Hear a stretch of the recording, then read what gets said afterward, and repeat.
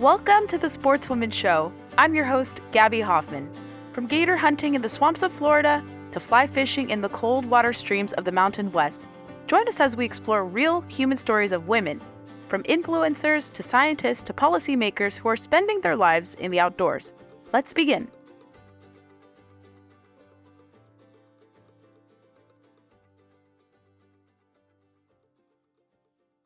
Abby, welcome to the Sportswoman Show. Hello, how are you doing? I'm doing well. It's so great to catch up with you. I'm glad you're back on the East Coast and Yes. able to share your story because I've known you for several years, and I think the listeners of this podcast ought to know you as well because you've been plugged in onto the shooting sports side, hunting side, you do some fishing, and you're like a Jill of all trades.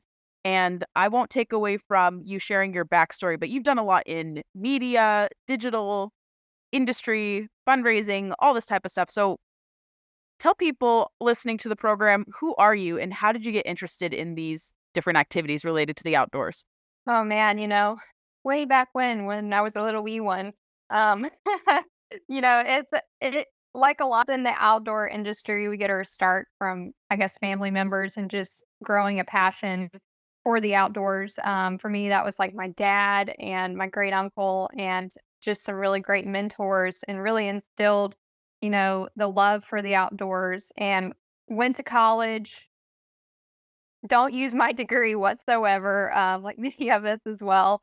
Decided I could not sit in the office and use my degree the way I got it in health sciences. And that day I just had a phenomenal opportunity. I ran into some of the higher ups at Realtree. And literally the day before, I had just gotten these business cards that I printed out, and it said something about wanting to be a brand ambassador in the outdoors, and gave my card to Bill Jordan, the man himself, and asked for an internship at Realtree. And that's how I got my foot in the door, was working in their media department. And I was kind of like a bridge between marketing and media, doing social media stuff. And from there, got picked up by Rated Red, which was in Nashville, and did a lot of outdoor consulting and hosting with them.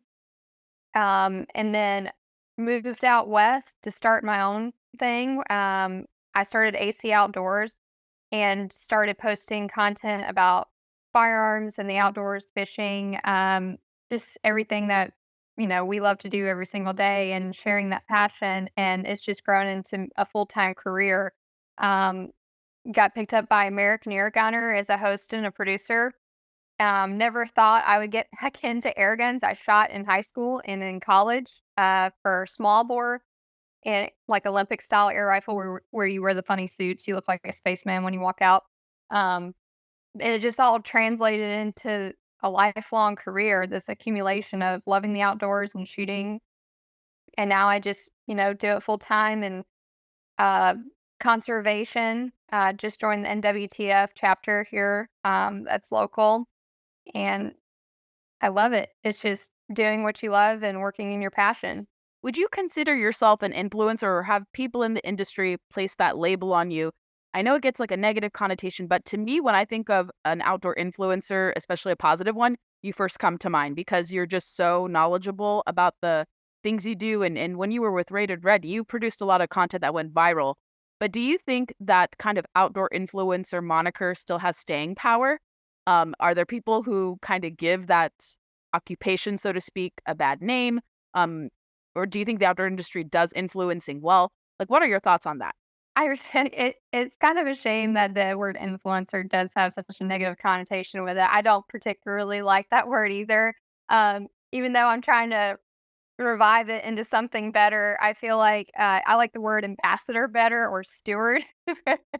um, I think that there are a lot of great women in our space that are helping bring that connotation back to like a more positive light.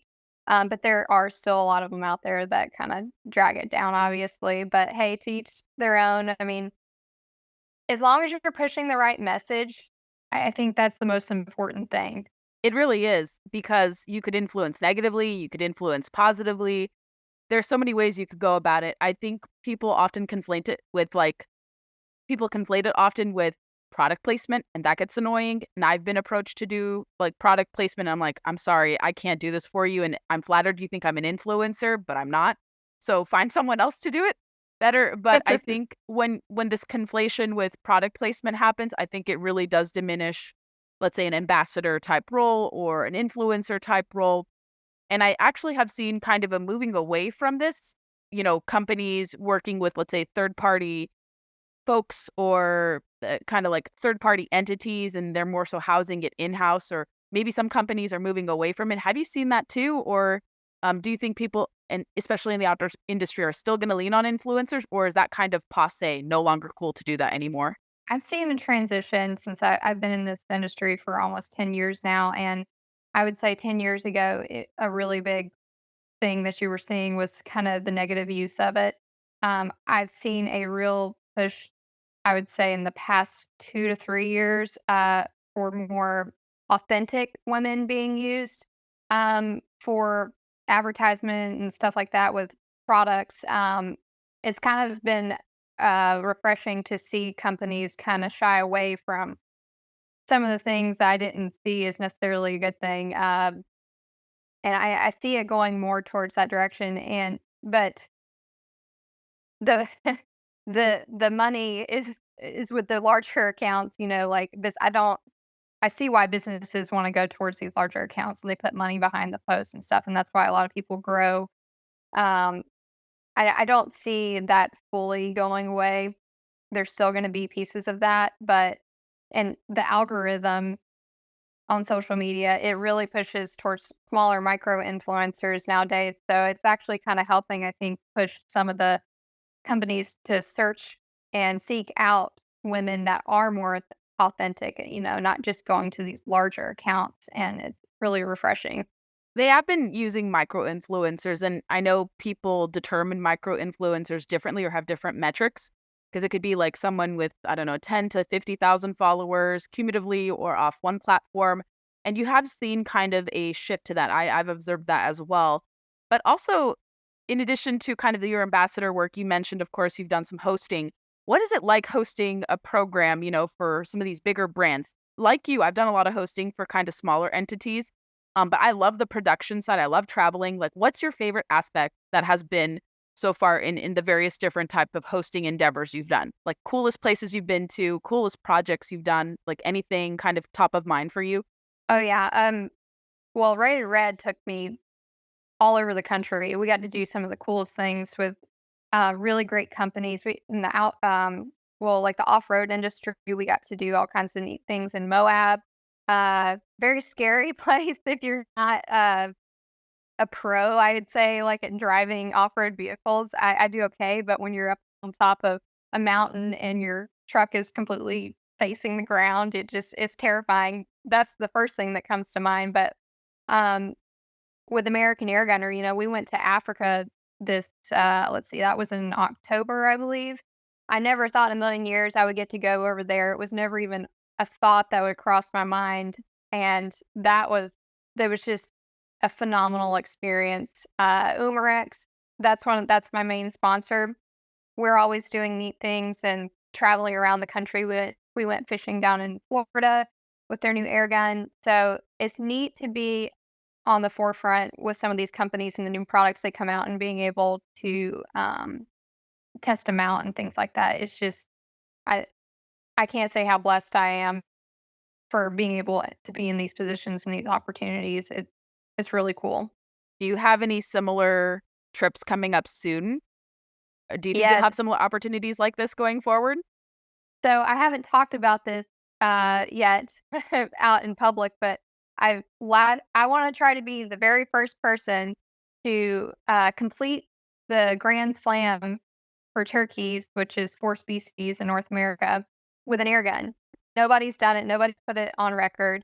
I got 2 birds last year, and this year I'm trying to complete that. So I'm going to Texas the first part of April and to get my Rio, and then I got to go back to Georgia to get my Eastern.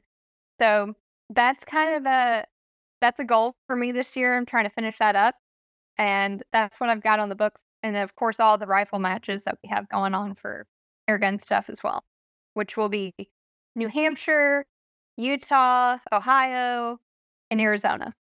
That's exciting. Yeah, you have a very busy schedule. It's always hard to coordinate catching up with you because I know, like me, you also have a very busy schedule, and those tournaments probably keep you very busy. So I can understand with that. But you also do some other side hobbies that are kind of outdoor adjacent. I love your woodworking endeavors. Like you should really talk about that right now, Abby. Like what had led you to go into woodworking? I think that's such a great skill to have, like a very undervalued skill. That's something that I never thought in a million years that I would fall into. I'm pretty sure I have ADHD at like 100% just with all the random things that I got going on. But the woodworking, I grew up in Georgia, and there was a hunting camp that my dad was a part of, and one of the guys that was there, a part of our hunting camp, he got into chainsaw carving. I'm not sure his backstory, but um, and then somebody in his family ended up getting cystic fibrosis, and through chainsaw carving, they started having a fundraiser every year where all these carvers from around the world would come to his place. They would carve a sculpture and then they would auction it off and it would go to the Cystic Fibrosis Foundation. Um, and at the time, I was with Realtree, and a lot of the chainsaw carvers do wildlife art. So I went down there to feature some of the wildlife pieces like whitetails and turkeys and owls, just kind of like cool showcase for the foundation and whatnot. And I was just like, yeah, show me how to chainsaw carve, not thinking I was going to get into it and ended up loving it. And here I am several years later carving uh, logs and sculptures in my backyard. I'm sure my neighbors absolutely love this hobby with the two strokes going all the time. It's not very quiet, I'll say that. But yeah, it's a lot of fun. And now I use my carvings, I donate some pieces to conservation funds like the banquet we just had for the NWTF this weekend. So that carving, I think it went for around three Nice. or $400. So any little piece that can help. What are some of your dream carvings you want to do? Anything in mind? Oh yeah. If anybody looks me up on Pinterest, I have like probably the largest saved file of chainsaw sculpture art if possible. I think that's what I do most of the time. I just in these carvings that I see. But I really love owls. Um, I think this year I'm gonna try to do, like, maybe a tree, maybe, like, a 6-foot tall log and do an outdoor scene where there's a fox and squirrels and, big owls up on top. So, I gotta get some scaffolding to do this, but that's, one of my goals this year is to make a really large carving like that. Is it impossible to carve like a cervid, like an elk or a moose? That probably would take a lot of time.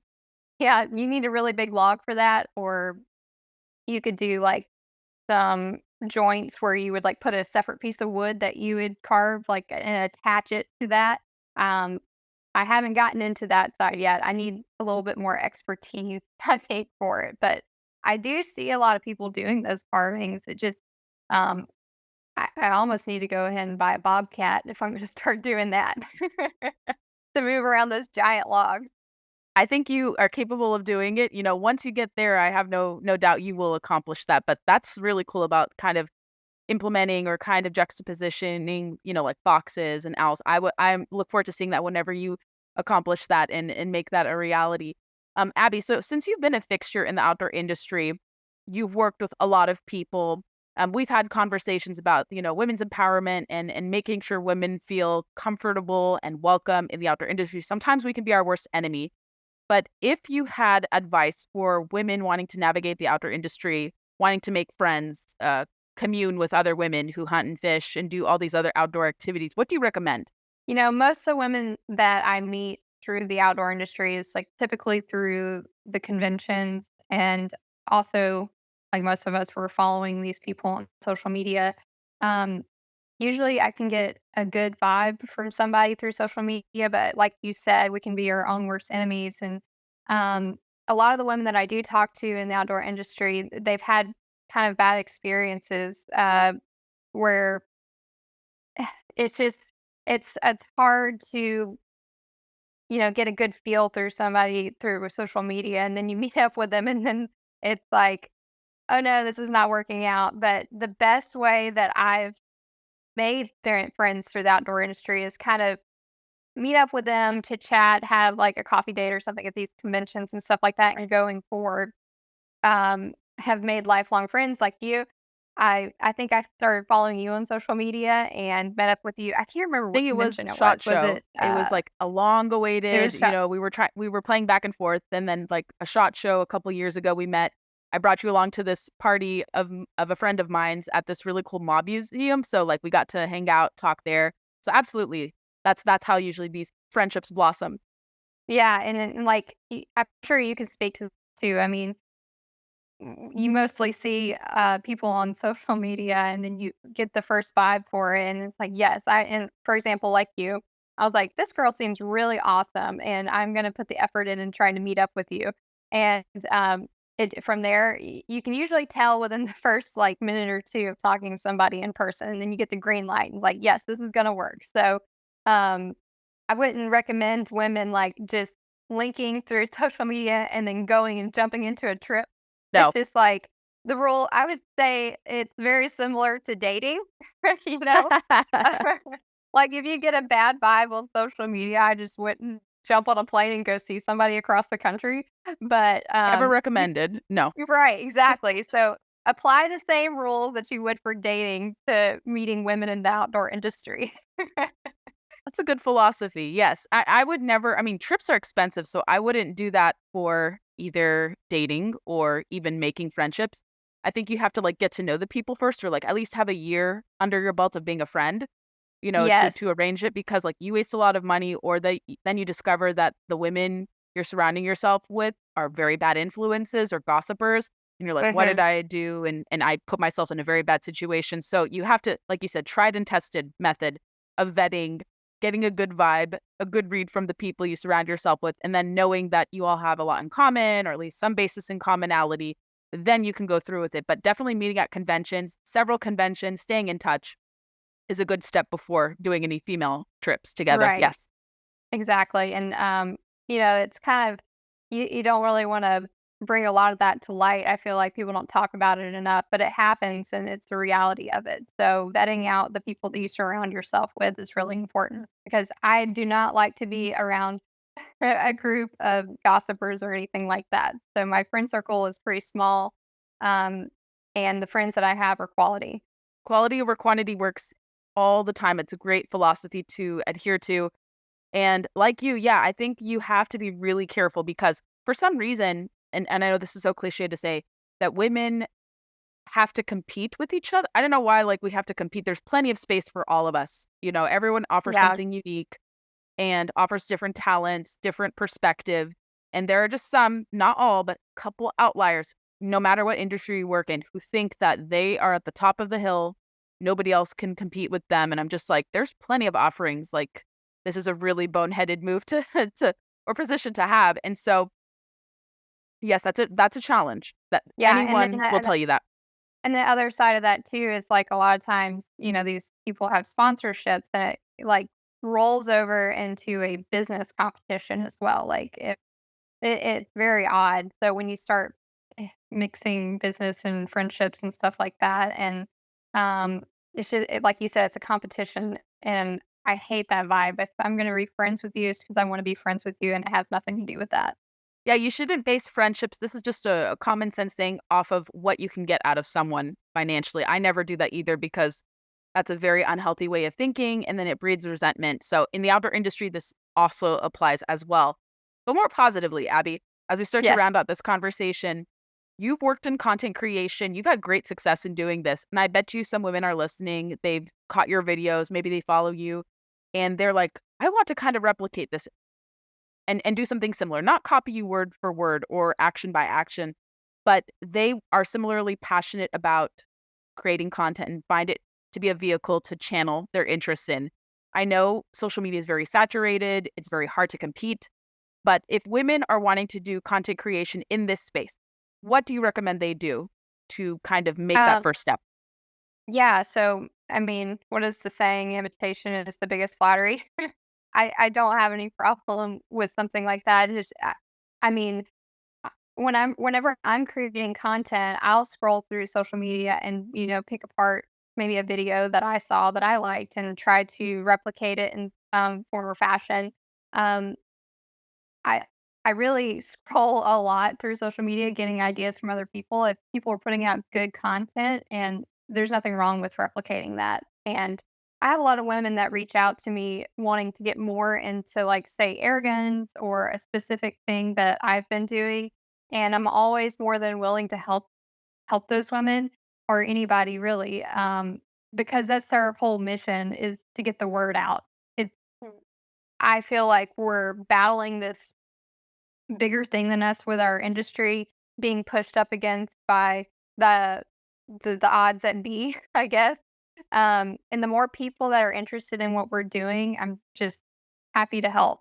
So really reach out to those people that you may be looking up to, are the women that are doing the good things in the outdoor industry, good stewards, and the ones that I've seen that I actually like what they're doing, they've always been more than willing to give a helping hand or a piece of advice or lead you in the right direction. There is definitely that kind of camaraderie when you look to see other content creators. And I've had people even come to me too for some of the video work that I do and are like, how can I do this? Or how can I, do this without spending so much on equipment or hiring a videographer? And it is very feasible. I mean, you can simply record from your cell phone and you can choose like a 4K setting. And Mhm. if you're worried about like audio, you can buy a lav mic and then use like a USB port to your iPhone if you have that, or probably a similar compatible part on Android. And you could even have great quality through that. And then you could also buy, if you're doing like a product review, a simple like light or like a ring light, couple Yep. $100 tops, in addition to the Yeah. $1,000 you spend on your cell phone. And you could create great content and buy like a stand too. So like a couple $100 to supplement your cell phone for these kind of supplemental parts, like very feasible to create good Yeah. quality content. The majority of the content that I make it with my phone. I mean, the technology that's available right at your fingertips that you're already using, you can make. I mean, you can look at my page, and most of it, like I said, is used off my phone. I do have a nicer camera. Some companies want like raw images delivered for their editing purposes. That's the only time I really ever break out a more expensive piece of equipment. But typically, my setup is a $50 ring light, my iPhone, and occasionally a mic. So if they have aspirations to do content, it's right at your fingertips. It's just pulling it together. And I guess the only thing that really takes time to learn is just the editing process, but there's so many apps out there now that are very easy to use. It, I would say you could probably figure it out in a day. Yes, I was crazy and I got the Adobe Premiere program and I still use it and I love it. It's great for like the kind of like 4K quality filming, to make kind of storytelling videos or kind of the more, vlog type stuff. So I still find value in that. But yes, there are great shortcuts you can find through apps on your phone or even like kind of quasi free programs or knockoffs off of Adobe Premiere Pro. So very Sure. feasible. And I think even within Instagram itself, like they've updated their editing kind of mode, so you could edit within Instagram even. Yeah, and they've definitely done a great job at upgrading that program, being able to edit in Instagram. Um, and then I use CapCut a lot. If anybody wants to try that out, they have all the that's where you get all those meme templates so with the green screen in the background that you can implement things. Trying to think of any other apps that I use. I also have that Adobe Pro editing program, and I don't think I've used it in probably 2 or 3. Just 99% of the stuff that I do is off my phone. Keep it as simple as you can, and I think virality really doesn't care if you use your phone or if you use Adobe Premiere Pro or a mirrorless camera. What really sticks is whatever the algorithm preferences, or if you have something really unique, kind of funny, interesting, pithy, you never know what can happen. Like I've produced stuff on my nice cameras, get no traction. On my cell phone, like trying to pretend to be a logger, I got 13 million views. So Yeah, missing, and I think the staples. Yeah, so it's I it's think funny it what goes back to the authentic thing. Like it, people want to see what's going on right now. They don't want to see something that's overly produced. Yes, I like to do those. I love the beauty shots. Like I enjoy making those really pretty shots, but I rarely ever use those because, like you mentioned, those videos typically don't get the views like if you just shoot it and you post it. And one of the best pieces of advice I ever got getting into this business is like, don't sit on a piece of content because you're worried to not put it. I mean, if you're worried to put something out, just post it. Like, don't let that little voice in the back of your head say, oh, you shouldn't do this. It's not good enough. No, it's good enough. Just post the dang thing. What are the best ways for people to connect with you? Yes, so mostly on Facebook and Instagram under AC Outdoors, and I think I have my email listed on there as well if anybody wants to reach out. Pretty good about getting back to folks. So if you have any questions, just shoot me a DM. Abby is awesome, and you should follow her, everyone listening to the program. And Abby, thank you so much for coming on the podcast. It's great to catch up with you, and I hope everyone connects with you and takes away your advice. Thank you so much. Thank you for joining us on this episode of The Sportswoman Show. Your support is so crucial. Take a moment right now if you can and help us out by hitting the subscribe button on your podcatcher of choice, leaving a review, sharing with your friends, and engaging with us on social media. We also need guest ideas. If you have a suggestion on a strong outdoor woman we need to talk to, shoot our producer an email at cody@troutstreamstudios.com.